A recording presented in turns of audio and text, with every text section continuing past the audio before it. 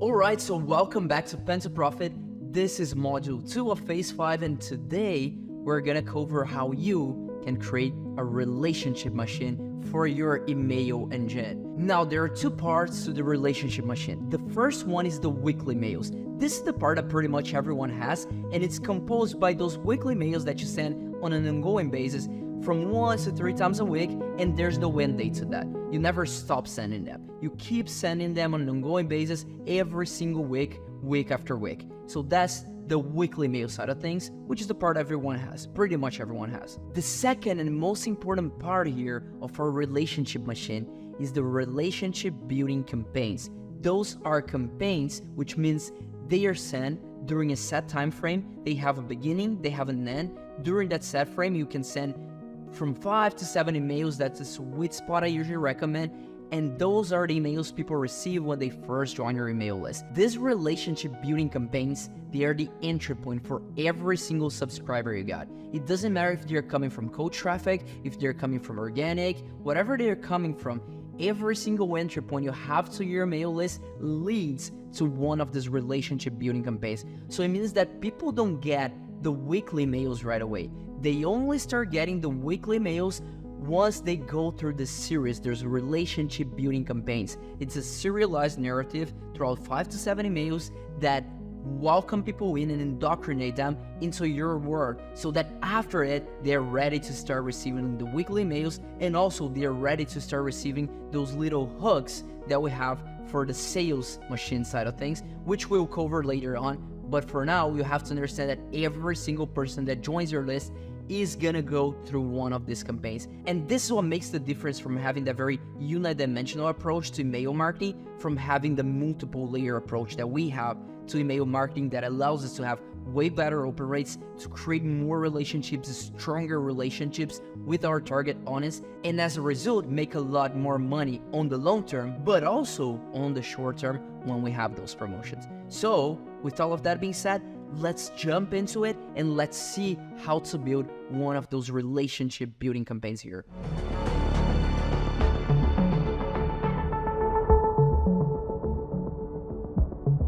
So first, let me start with the weekly mails. They're the easy part here. When you're sending those weekly mails, you're either using a hook to the sales campaigns, and if that's the case, you're gonna see that later on how to create those hooks for your weekly mails, or you're sending content, you're sending value. And the way I like to approach content here is I want to create content that lead people to insights. Basically, what that means is you want to create those little epiphany moments where you connect to things that people already know, but they didn't relate how those two things can work or connect together. And by connecting those two pieces of information, you create that insight, you create that epiphany moment where people go, oh, that makes a lot of sense. And that's what people judge as very valuable content. It's not just content that provides them with information, it's content that provides them with insights, it's content that provides them with those epiphany moments, and that's how we want to structure your content. There's no formula exactly how to do that. And do you remember what's the best way to create those insights? Is by using what we call the philosophical problem, the dualities. It's when we take people by the hand and say, are you experiencing this problem? And if you're experiencing this problem, this is probably how you're feeling, right? The internal problem. We're validating your internal problem. And then what do we do after we validate the internal problem? We pivot to the philosophical problem. And then we say, the reason you experience this that you think is a problem, which is not actually a problem, is just a symptom of a deeper problem. The reason you experience this is because of this deeper problem. It's because of the philosophical problem. It's because of this duality. And that duality creates conflict inside of them, and they seek to resolve this conflict. And the only way for them to solve this conflict is when we send an email inviting them for something, and then they're gonna be super hyped to accept that invitation to be part of this something that we're gonna create, whatever it is, an event, whatever it is, a sales video, whatever it is, we're gonna invite them to that. And once we do this invitation, they're gonna be super hyped and they're gonna be super responsive towards that invitation, because we have trained to do so by creating those inside moments. And the way we do that is by pivoting into the philosophical problem and making them aware of a problem that they weren't aware before. That's how we create those epiphany moments, and that's how you should approach creating content for your email list, creating valuable content. We're not selling anything. You're just creating those little epiphany moments to create the seeds that you need for when we have the sales machine side of things that can take care of the sales for us. That's what we're doing here.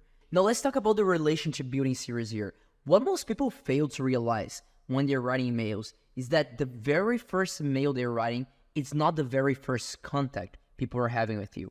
If they're receiving an email from you, it means they already got in contact with you before, whatever that is, through ads, through YouTube organically, through Instagram organically. They already know you, which means that when they read that first email, there's a frame that was already set beforehand, before that email was actually written or even delivered to them. There was a frame that was established when they opted into this email list. And it's very important for you to pay attention to that frame because it changes completely the type of results you're gonna get from your emails. So most people, they try to squeeze as much juice as possible from an opt-in page, for example, when they're delivering a lead magnet, and then they try to squeeze as much sales as possible on the very first email by trying to sell right away. And again, you already understand that that's the wrong approach to try to sell right away, and that's gonna hurt you not only on the long term, but also on the short term. And the same thing happens to your opt-in page here, to your landing page that people register to your email list through. If you're just trying to squeeze as much juice from it without setting the right frame on it, that will have deep impacts later on down the line because you haven't set a proper frame.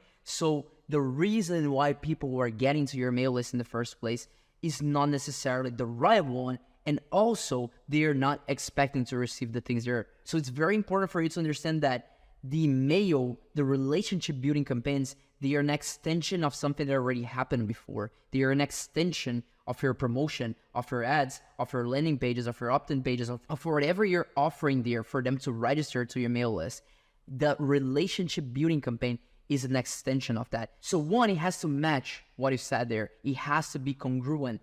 And it's very important for you to set the right frame when people are registering in order for you to gather the best results possible out of this relationship building campaign. How do you do that on practice? Let me show you here. This is a classic opt-in page here. People click to save your spot, opt in with their email, phone number, and everything, and then they get to your email list. Now, after that, they get redirected to a page where there's a video that I explain why it is very important for them to open their emails, because I'm gonna be sending them an email and I have a very important message inside. That makes a huge difference, one, in open rates. That's one of the main reasons as to why I can get 65% email open rates on a very, very high scale, because the more you scale, the more people you get registering here, the lower your open rates are gonna be. That's a fact for everything in email marketing, copywriting, digital marketing in general. The higher the volume, the more people going through your funnel, the more people going through your email marketing, the lesser are gonna be your conversion rates. Your conversion rates go down as you scale your campaign, as you get more people going through everything, just because you're talking to more broad people, to a more broad audience that doesn't necessarily share all the same pain points as your main audience. The more you grow, the more you expand, the harder it is to convert those people. So it's gonna be the same here. Now, the thing is, even if that's the case here, I have hundreds of thousands of people seeing this page, literally. In fact, it's probably millions, because I have hundreds of thousands of people registering on this page, and probably that means that millions of people are actually landing on this page and seeing it. Now, even when that's the case, I still managed to get 65% open rates, and I'm gonna show you later, 65% open rates on the email that follows after people register here. Why is that? It's because of the frame I'm setting. It's because on the thank you page, the video says, I'm gonna send you a very important message, and you have to open it in order for you to be part of this event. You have to open, otherwise your registration is not complete. I set this frame, I set the requirement, and I let them know that there's gonna be an email coming to their inbox and they have to open it. It's very important. So I'm setting that requirement right there. I'm making them aware of it. I'm creating that expectation for the email they're gonna receive. And then after that, after they see that video, they get redirected to this page where they have one step here to join the Telegram group, because the Telegram group works kind of like a mail marketing sequence here, more for just reminders than having complex narratives. And then on the mail, I'm gonna have very complex narratives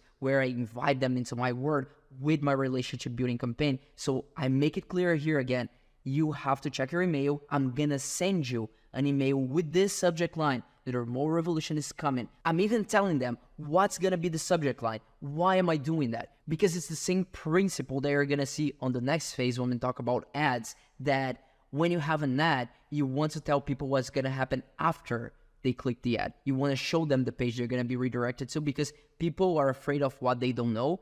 They are afraid of the unknown, and you want to remove that unknown as part of it by telling them exactly what's going to happen after. And here I'm doing that. I'm telling them, I have sent you an email with the subject, the remote revolution is coming, and it is essential that you open this email and confirm your registration. Meaning your registration is not confirmed yet. You have to confirm the registration on this email. And then here, I even give them an option to open their email directly from the page. And here, specifically on Gmail, we have something very interesting where when they click on this, it already opens the link searching for the subject line, the remote revolution is coming. So it doesn't just open their inbox. It opens their inbox with the search filter, the remote revolution is coming. And by doing so, they're going to open their email inbox with nothing else there. It's just going to be this email showing up, so they don't even have any distractions. All those little details, they make a huge difference on how many people open your emails.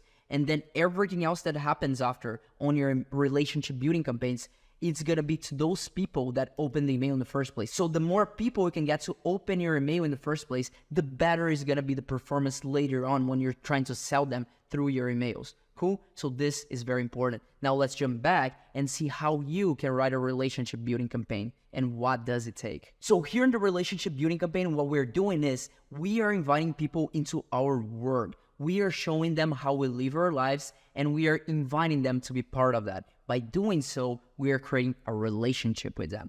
That's the purpose of the relationship building campaign. But also, by doing so, we're going to create a lot of authority for us. We're going to put ourselves in a position of authority, and we're going to put ourselves in a position of being the only person who can solve the problems they have.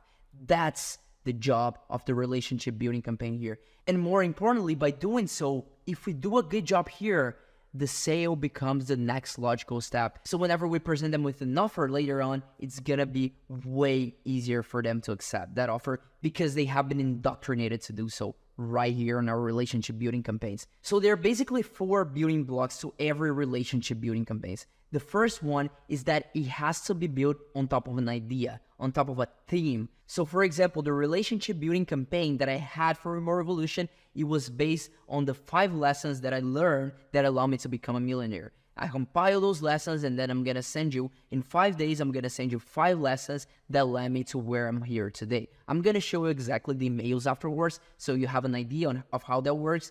But it's very important that you have a theme. It's almost like a TV series. There's a theme to that TV series, and you have to have a theme here. This relationship building campaign, it has to be built on top of an idea, and you have to think what that idea is. And by doing so, your relationship building capabilities are going to be way, way higher. It's going to be way more effective. Second, it's very important that this relationship building campaign has a start and has an end. Again, it is a campaign, which implies that it does have a start, it does have an end, it's during a specific time period. And that's very important because we want to indoctrinate people, and we want them to know that this is a series that they're going to go through, and at the end of it, they're going to achieve one specific result. And that's what we're doing here. Second, it has to have a character arc. The arc is basically the internal changes or the evolutions you're going to experience as a character, or the expert you're writing to is going to experience as a character, and that is going to create learning lessons for the reader who is reading that. And through that, you're also creating authority to say, I have been through this and then I learned this. I have been through this and then I learned this. And by doing so, you're telling your audience that they don't have to go through the same problems, through the same mistakes, because you have done so for them, and you're delivering as a mentor, you're delivering those experiences to them. That's a very important part of the relationship building series. From the start of it until the end, there has to be an arc of how you changed internally and how that's going to impact the people who are reading internally. And again, it sounds more complex than it actually is. I'm going to show you exactly how to do that. It's actually very, very simple.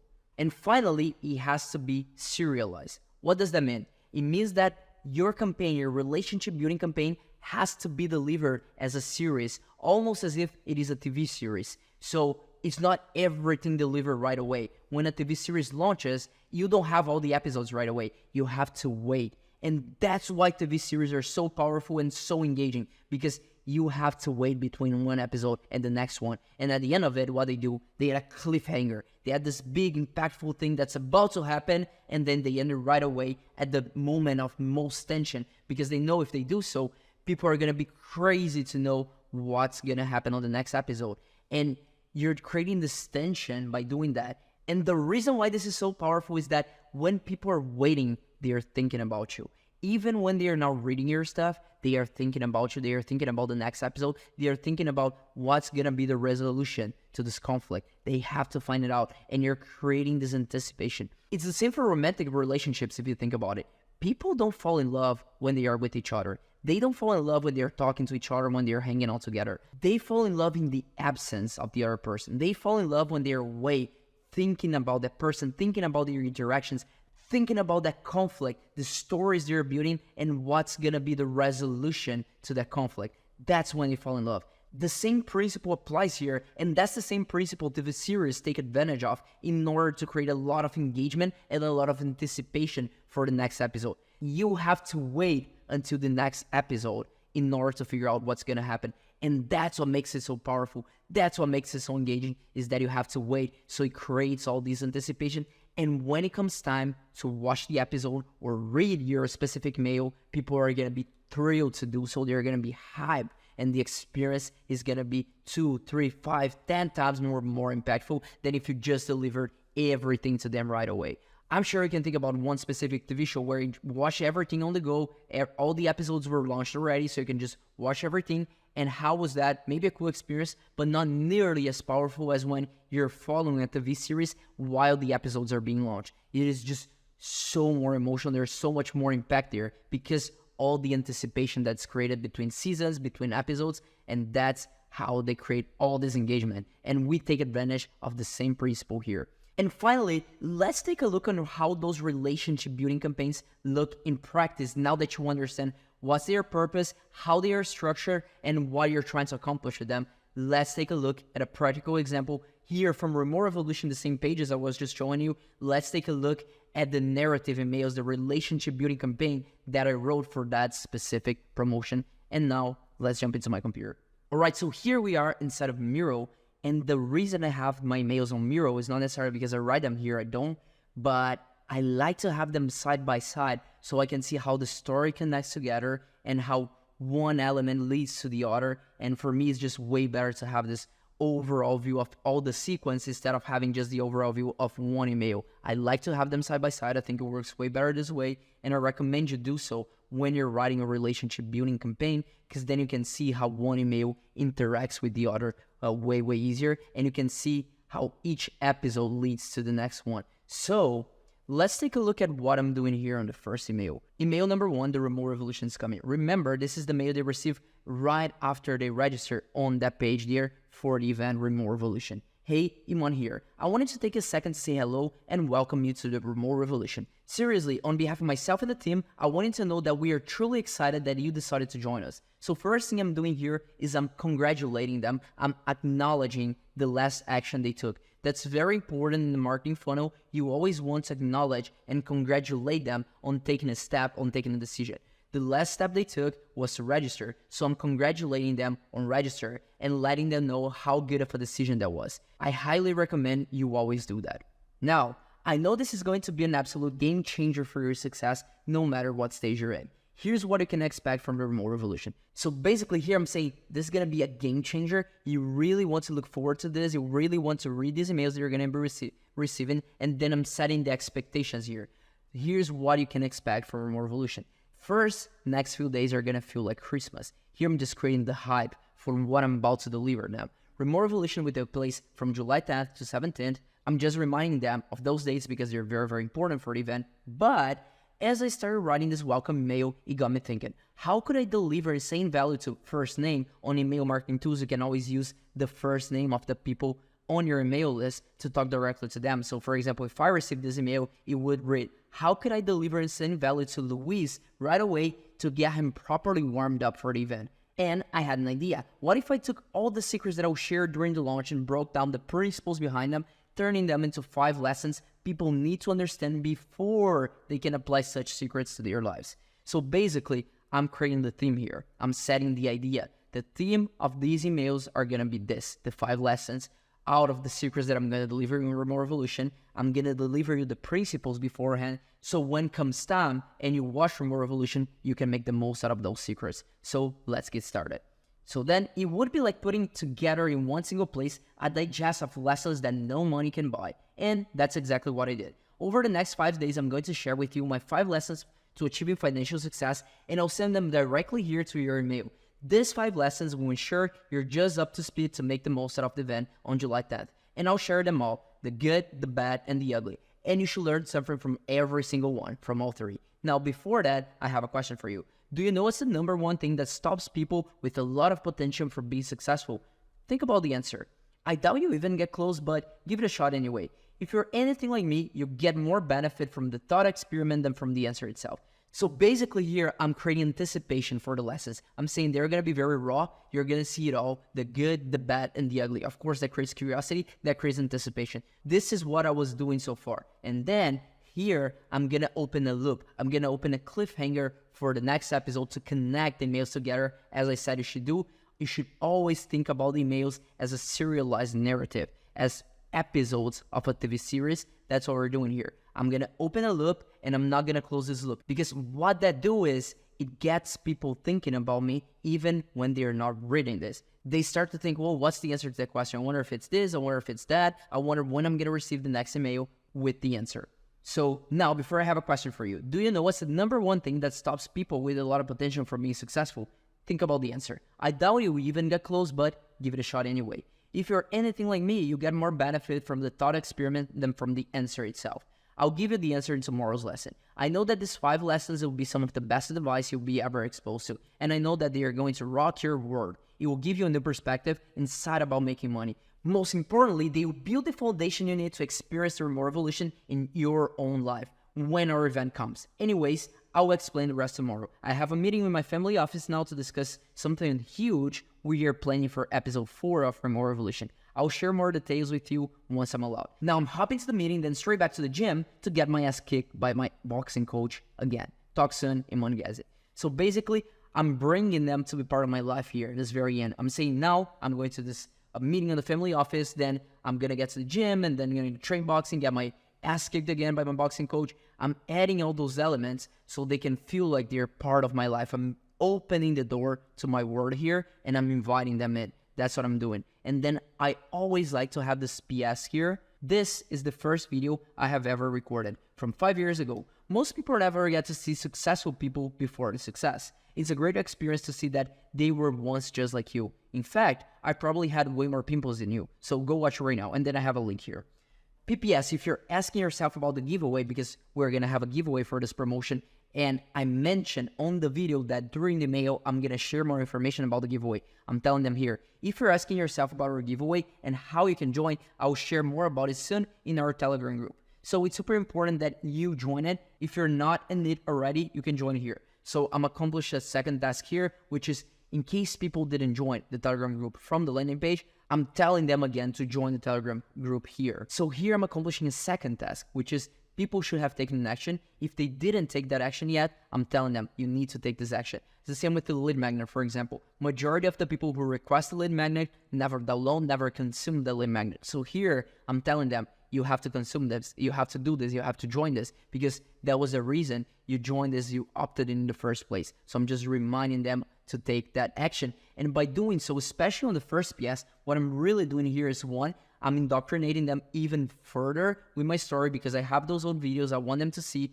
from 7 years ago when Iman was not successful yet. I want them to see that so they can see that there was an evolution and everything was real and it's definitely possible. But also, I'm training them to do what I tell them to do. Basically, I'm saying click on this link, and it's a very low risk link, which is a YouTube link. They know what's going to be there. They know it's going to lead to YouTube. So when I'm training them to do that, when I'm telling them to do that and click on a very low commitment type of link, which is a YouTube link, once they do that, they are signaling to themselves that they trust me. And when I tell them to do something, they do it. And then when I say check out this product, they're going to check out this product. So I'm training them. I'm creating those micro commitments, because micro commitments lead to big commitments. That's what I'm doing here. It's very, very subtle, very nuanced, but very important. And then again, Like there's nothing extremely deep that's going on here. It's just a narrative hyping up the 5 lessons that you're gonna see. So email number 2, they received the day after. Name, have you ever been lied to? So Luis, have you ever been lied to? Hey, Iman here, welcome back. Have you ever been lied to? It's the worst feeling in the world,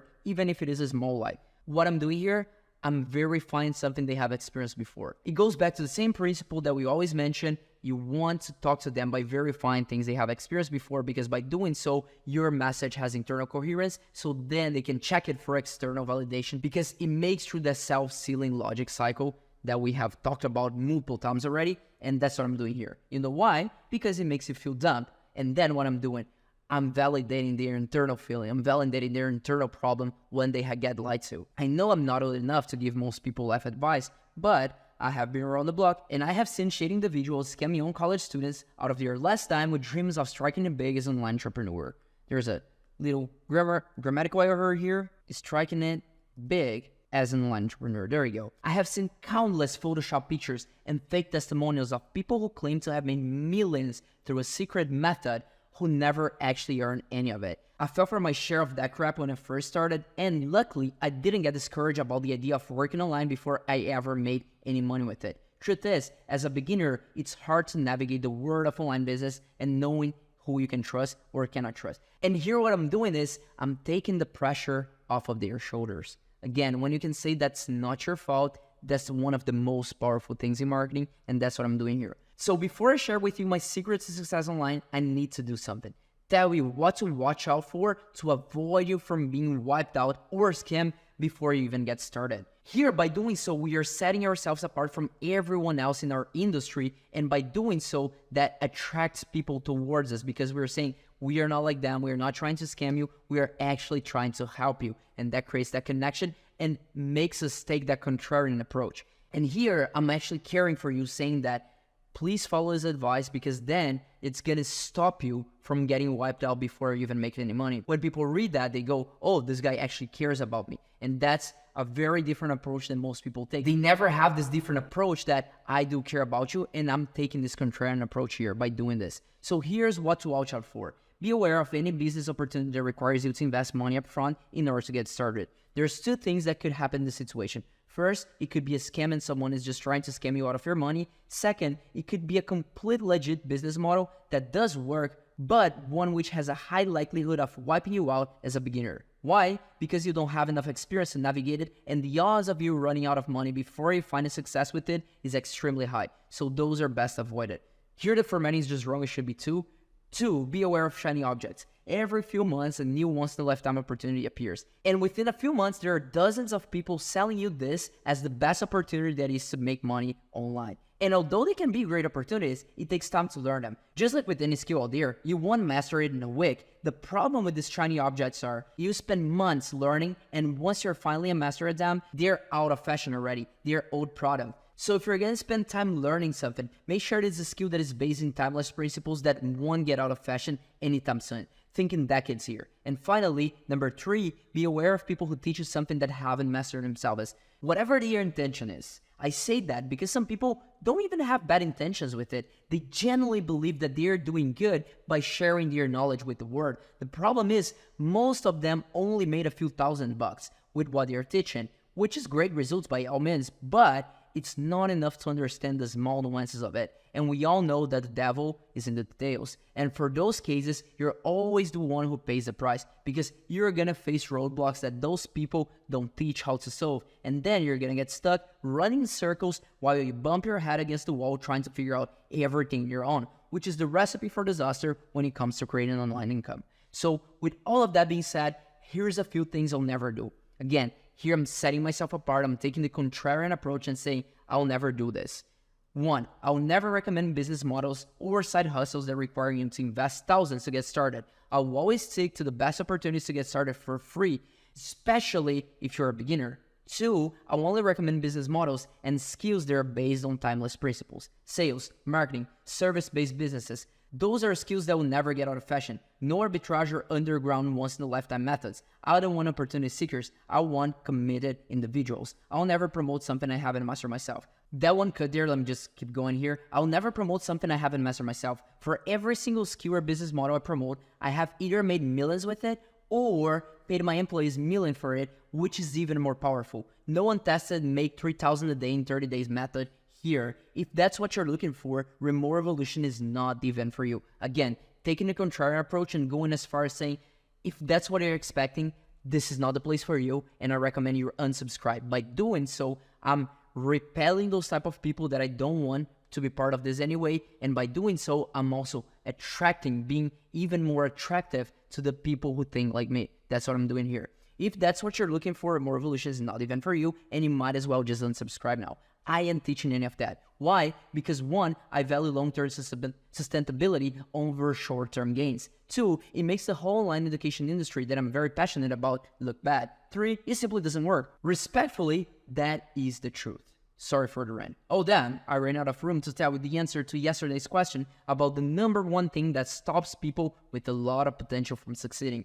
Can you wait till tomorrow for the answer? Well, you got to. I gotta get to the sauna now to sweat the stress out of my body after this rant.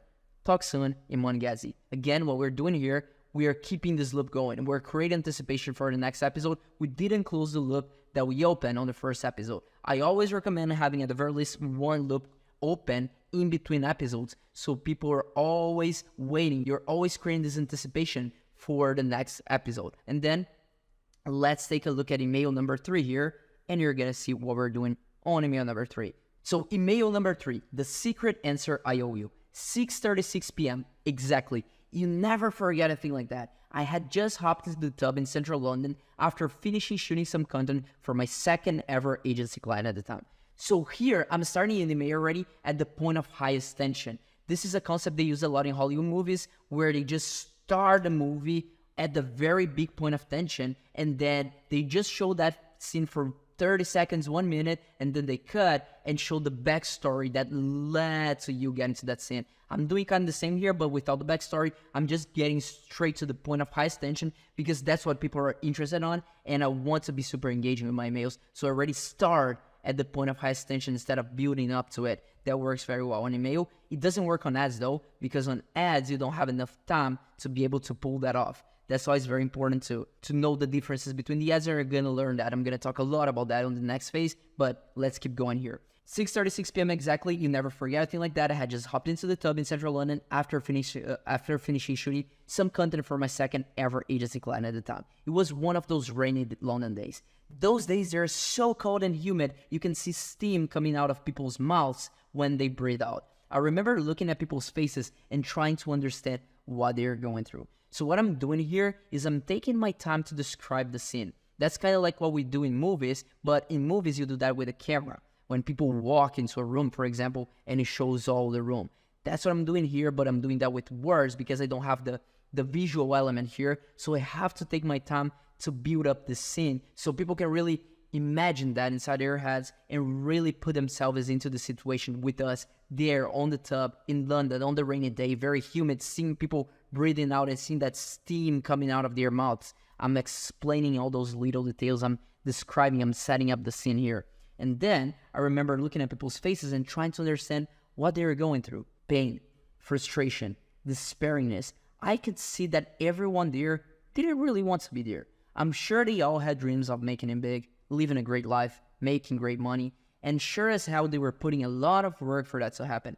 But despite the dreams and the efforts, they were there, stuck. Is living away, living the same boring day over and over, every single day. Again, here I'm describing the scene and I'm describing this mediocre life that people are living, and I'm trying to get people to put themselves in the position of those same people and see that that's not what they want in life. And here I'm gonna say exactly that. You know what that made me feel? Disgusted, repulsed. I couldn't accept the thought of me having to spend my life away, having the same mediocre routine as everyone who was there. By saying that, the people who are reading, they go, yeah, me neither. I don't want that. That's not what I want for my life. So we think the same way. And if we think the same way, we experience reality in the very same way. So we're inside the same self-sealing logic bubble. So you were part of my world now. And that's when it really hit me That day, I discovered the number one thing that stops people with a lot of potential from being successful. Every single person in that tube had one thing in common. Not that they were smart, because they probably all were. Not that they weren't hard workers. I could tell they were. Not that they weren't capable. I was probably just as capable as them, if not less. After all, I was just a 17-year-old at this time, but they all have taken the one same decision to follow the conventional path. Every single person in that tube, no matter what they did for work, was, after all, following the same path. The one we have all been told to follow. Go to school, get good grades, get into good university, graduate, work a 9 to 5, live frugally and save your money so you can retire, then retire and live frugally with the rest that's left. Doesn't sound like a life I wanted to live. But the sad truth is, that's the life that 99% of the people out there live. The life that everyone on the tube that day were living to. They had chosen the conventional path. The result? Conventional results. After all, how could I expect something else? You can expect unconventional results by following the conventional path. And that was when I discovered the number one reason that stops individuals with a lot of potential from becoming successful. That was the day that I took the decision that completely changed the course of my life. The decision to renounce on the conventional path. That was the first day of the rest of my life. I will tell you exactly how I did that during Remote Revolution. And more importantly, how you can too. And hopefully, July 10th will be the first day of the rest of your life as well. Until then, we have 3 more lessons coming your way, and I'll see you tomorrow, and you learn X, whatever X is. I haven't finished this yet, but that's the idea. And then here, you see that I create all the story to get to the point that every single person there, they were following the conventional path. And they are getting conventional results out of it. After all, you cannot expect to get unconventional results if you're following the conventional path. So that was the big duality that I wanted to expose here, because I want to create this conflict inside people's head with the conventional path versus the unconventional, and getting them to see, getting them to realize that if they're following the conventional path, which they most likely are, they cannot expect unconventional results. They're gonna get conventional results out of the conventional path. And if they want unconventional results, they have to go to the unconventional path. And if they want to do so, there's a decision they have to take.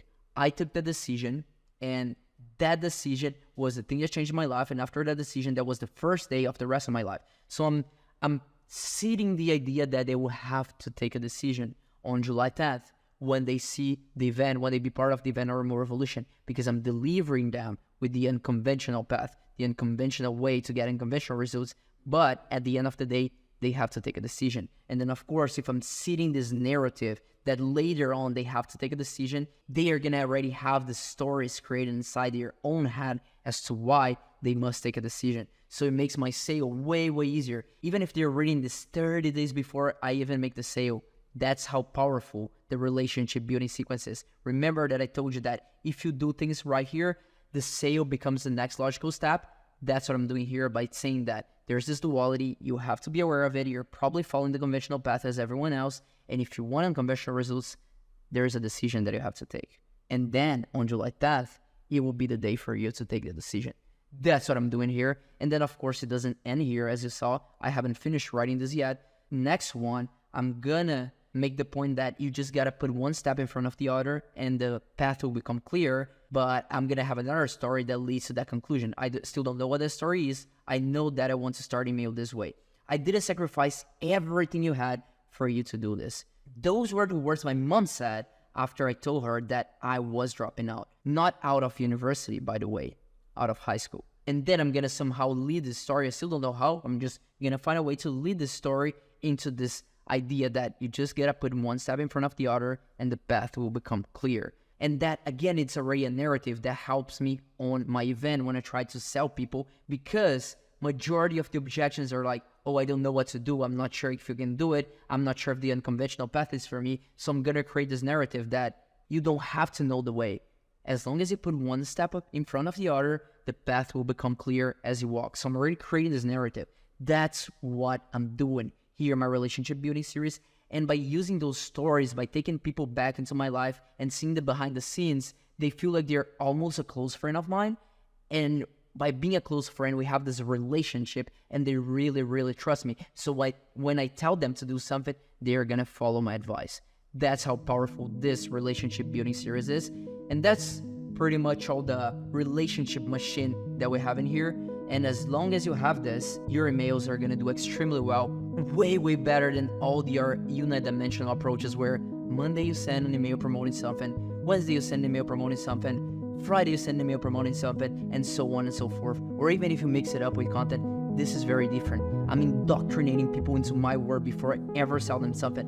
And you know what? When I do sell them something, since they're so bought into the mission here, into this narrative that I'm creating, when I sell them something, I can just sell them once, and I'm gonna make way more money than the people who are selling every single day or every single week, multiple times a week. That's what you have to do. That's how you build relationships with your list and have very steady open rates, if not increasing open rates. So now, on the next module, I'm gonna cover how to create the sales machine side of things and then get the sales going on. Cool? I'll see you there.